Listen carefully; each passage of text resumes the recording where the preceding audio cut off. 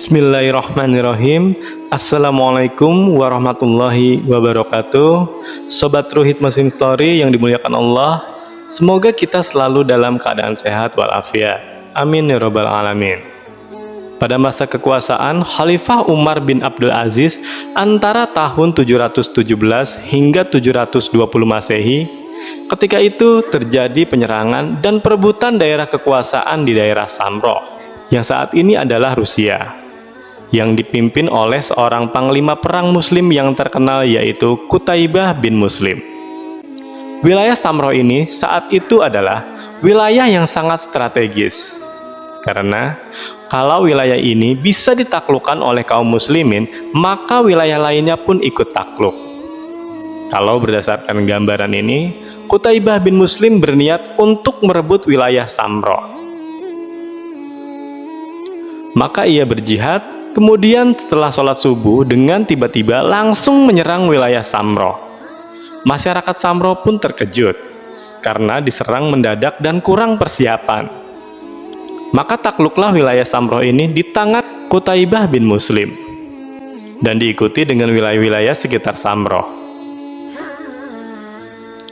Menurut syariat Islam, jika ingin menginvasi suatu daerah, maka ada aturannya. Yang pertama, diberitahu dahulu masyarakat di sana mengenai Islam. Ditempatkan para dai-dai untuk berdakwah di sana. Jika sudah jelas tentang Islam, akan tetapi tetap mereka tidak mau, maka akan ke opsi yang kedua, yaitu membayar jizyah, berupa upeti atau uang kalau zaman sekarang. Dan besarnya uang itu dihitung per kepala. Uangnya akan menjadi pemasukan perbendaharaan negara Islam. Dan kata Allah, mereka harus membayar jizyah dalam kondisi mereka terhina karena menolak agama Allah. Jika mereka tidak mau membayar juga, maka terakhir akan masuk opsi yang ketiga, yaitu mereka harus diperangi. Akan tetapi, Qutaibah bin Muslim ini tidak memberikan pilihan. Beliau langsung saja menyerang negeri Samroh tanpa memberitahu tentang Islam ke masyarakat Samroh dan tanpa meminta jizyah. Maka akhirnya Samroh dikuasai oleh Islam. Ketika itu dibangunlah masjid-masjid dan didirikannya pemerintah Islam dan menempatkan hakim-hakim beserta seluruh orang-orang yang berkaitan dengan pemerintahan. Karena Samroh ini diserang tanpa menawarkan dua opsi tadi, maka pada akhirnya masyarakat asli di sana tidak semuanya masuk Islam. Hanya sebagian saja yang bersyahadat, dan ada beberapa juga bersyahadat dalam kondisi terpaksa.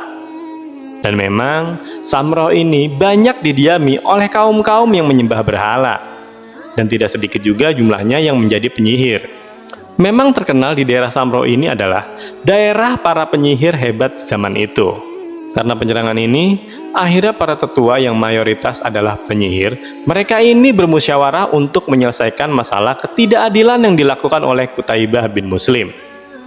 Beliau tak menawarkan Islam, tidak meminta jizyah, ini malah main serang-serang saja.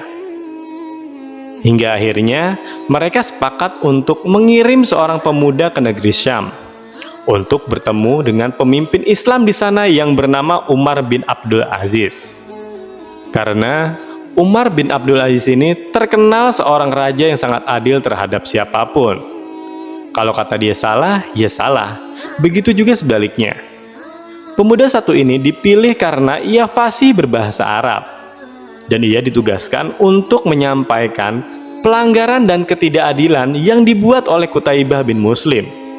Ya pokoknya masyarakat Samroh ini meminta keadilan kepada Umar bin Abdul Aziz. Maka berangkatlah pemuda ini dari Samroh ke Syam. Dan ketika itu memakan waktu 1 bulan karena jarak yang cukup jauh. Setelah ia sampai ke negeri Syam, ia langsung mencari istana Raja Umar bin Abdul Aziz. Maka ia berjalan menyusuri kota, ia pun melihat ada bangunan-bangunan megah di sana. Dan ia kira itulah istana raja. Tapi ternyata bukan. Melainkan itu hanya rumah-rumah warga saja. Maka ia berjalan lagi hingga bertemu dengan sebuah bangunan yang menurutnya paling luas dan paling megah yang ia temui di kota itu. Lantas ia pun masuk ke dalam bangunan itu. Setelah melewati pintu masuk, ia melihat ada sebuah kolam-kolam besar di dalam pintu masuknya. Dan disitulah ada banyak orang yang cuci muka dan seperti sedang membersihkan diri. Maka ia pun ikut-ikutan cuci muka di kolam itu. Sebenarnya, bangunan megah yang ia masuki ini adalah sebuah masjid. Dan orang-orang tadi sedang berwudu. Setelah pemuda ini mencuci muka, maka ia berjalan ke ruangan di sebelah kolam ini. Nah, ruangan yang ia masuki ini memiliki kaca-kaca yang luar biasa megah dan besar. Kemudian ada pula permadani-permadani mahal yang dibentangkan dari ujung ruangan ke ujung ruangan lainnya. Pokoknya, segala hal mewah ada di dalam ruangan itu. Dan pemuda ini yakin bahwa inilah istana Raja Umar bin Abdul Aziz. Lalu pemuda ini melihat banyak orang di ruangan tersebut dan meletakkan dahinya di dalam permadani. Dan ia pun bingung, apa yang sedang mereka perbuat di sini? Karena pada saat itu, si pemuda bukan seorang muslim dan masih menjadi seorang yang menyembah berhala. Ia pun berjalan di ruangan itu sampai pada akhirnya kakinya tidak sengaja tersentuh dengan orang yang sedang sujud. Setelah selesai salam, orang ini bertanya kepada si pemuda ini, "Kenapa kau injak aku?" Lalu pemuda ini menjawab, "Saya nggak tahu kalian ini sedang apa."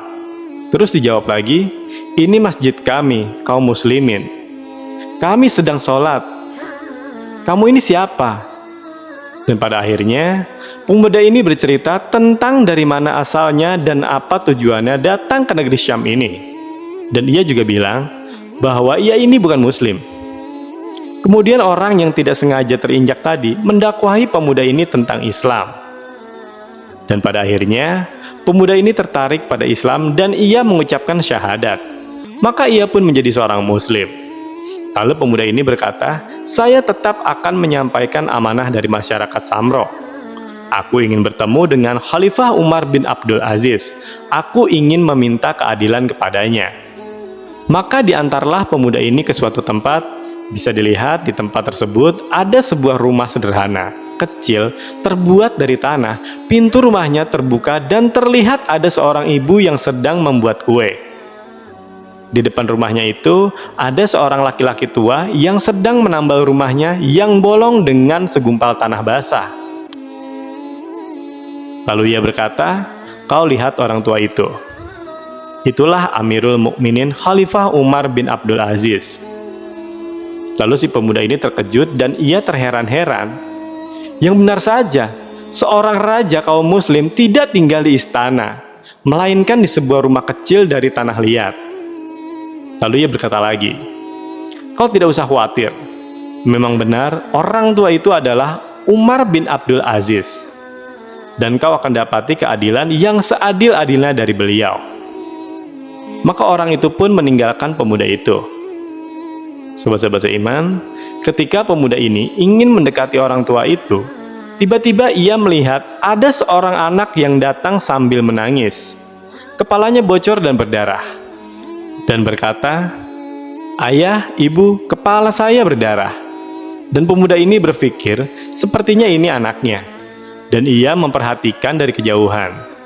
Ia ingin melihat, katanya Amirul Mukminin ini adalah orang yang sangat adil. Kemudian datanglah lagi seorang ibu dengan anaknya. Di belakang anaknya yang kepalanya berdarah ini, dengan muka pucat dan terlihat ketakutan. Ibu ini berkata, "Wahai Amirul Mukminin, tolonglah maafkan anak saya." Kemudian orang tua ini bertanya kepada anaknya yang menangis tadi, "Wahai anakku, ada apa ini? Apa yang sebenarnya terjadi?" Maka anaknya menjawab, "Saya tadi bermain lempar-lemparan batu dengan anak ini. Saya lempar batu dan tidak mengenainya. Kemudian dia balas lempar batu tersebut dan kena kepalanya." Saya dan ayahnya pun menjawab, "Kalau begitu kamu yang salah." Dia bilang, "Iya, saya yang bersalah, ayah." Dan orang tua ini berkata kepada ibu itu, "Wahai ibu, tidak usah takut. Anak saya yang bersalah. Dan saya mau tanya, apakah anakmu sudah terdaftar mendapatkan atoyah?" Atoyah ini dalam hukum Islam setiap pendapatan pemerintah. jika sudah mengeluarkan anggaran dasar kebutuhan pemerintah. Nah, sisa uangnya dibagi rata untuk seluruh masyarakat. Memang dalam hukum Islam tidak diperbolehkan pajak. Dan ibunya pun menjawab, "Belum, wahai Amirul Mukminin. Anak saya belum mendapatkan atoyah sejak ia lahir." Lalu Amirul Mukminin memanggil sekretaris yang bernama Gulam. "Hei Gulam, tolong kesini. Tolong dicatat dan akumulasi berapa atau yang harus diterima anak ini sejak ia lahir hingga saat ini. Jadi kalau anak ini umur 6 tahun, maka atoyahnya akan dibayarkan sejumlah 6 tahun sejak ia dilahirkan.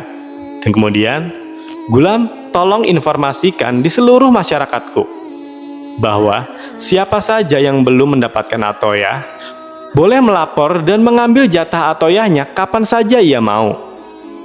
Kemudian istri Umar bin Abdul Aziz ini dari dalam rumahnya ia mendengar perkataannya dan berkata, "Wahai Umar, anakmu dibocorkan kepalanya, malah kau beri atoyah. Bukannya kau marahi, bukannya kau tegur." Umar berkata, "Diamlah. Yang salah adalah anak kita. Tidak ada urusannya sama sekali. Ini salah ya salah, benar ya benar." Maka istrinya pun jadi terdiam akhirnya, karena anaknya pun mengaku salah.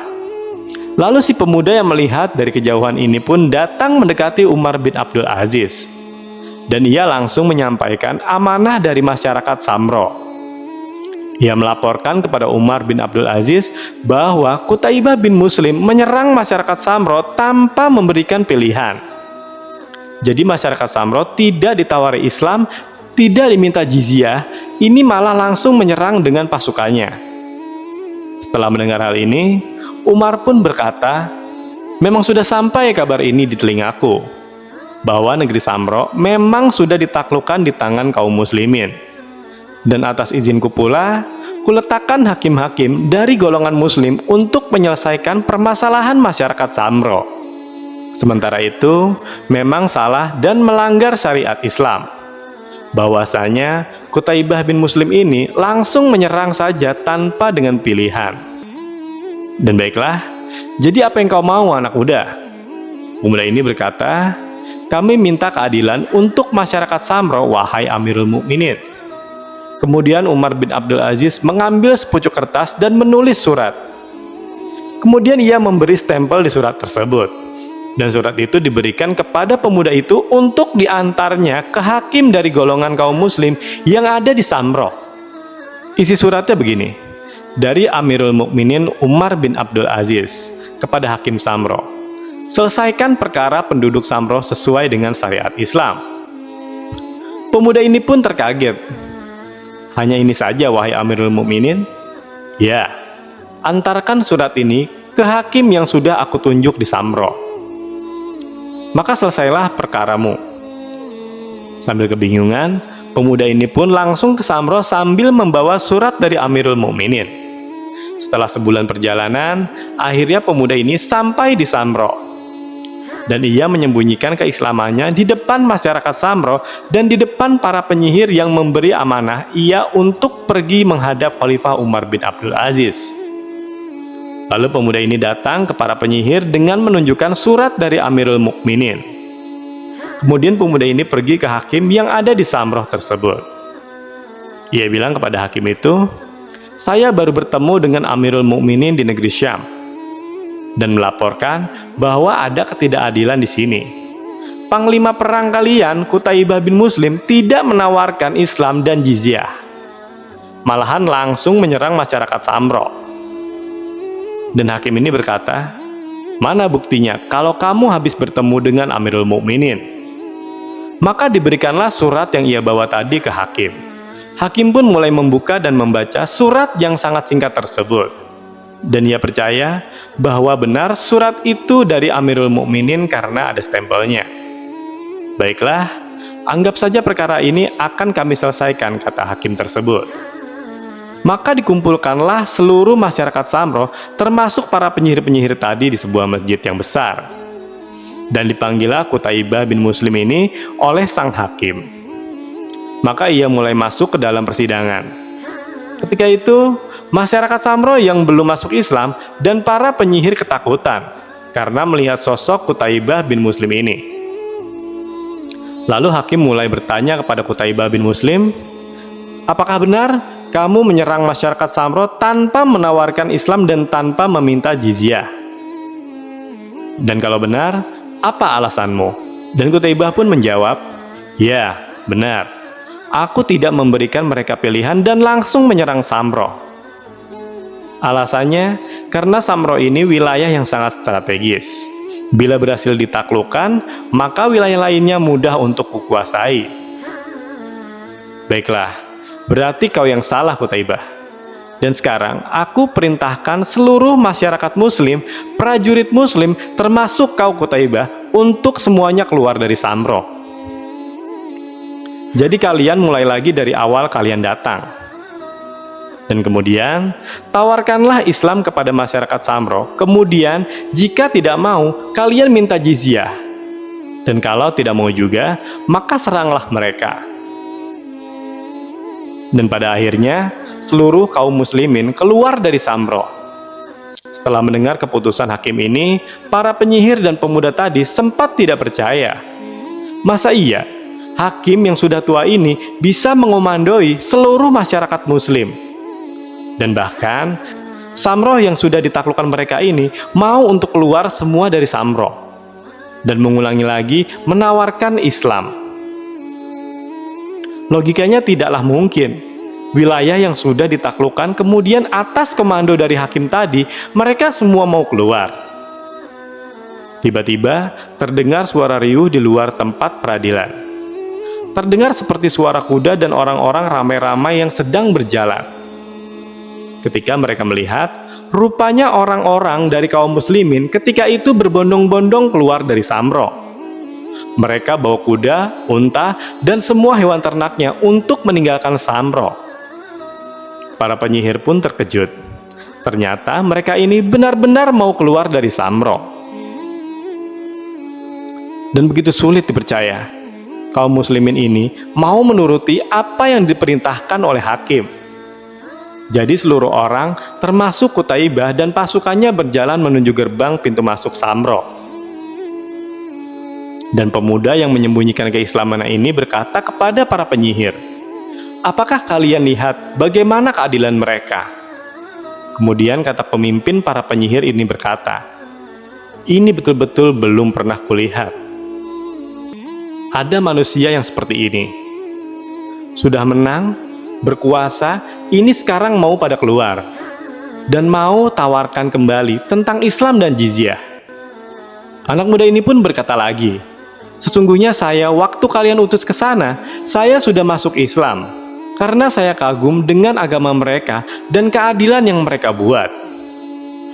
Kalau mereka ini memimpin dengan keadilan, maka kenapa kita tidak terima mereka?"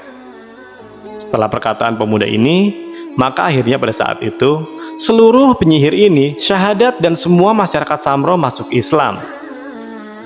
Dan dengan segera memanggil rombongan yang akan keluar dari Samro ini. "Kalau begitu, kami menerima kalian. Tidak usah keluar dari sini." Hingga pada akhirnya syahadatlah semua di masjid pada saat itu. Karena keadilan Islam inilah yang membuat hati para penyihir itu terketuk dan mendapat hidayah. Hingga mereka mau meninggalkan berhala yang mereka sembah dan mulai bertauhid kepada Allah.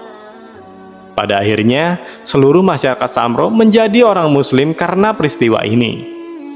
Baiklah, jadi itulah kisah nyata tentang para penyihir yang masuk Islam di negeri Samro. Semoga kisah kali ini dapat memberikan kita pelajaran dan manfaat.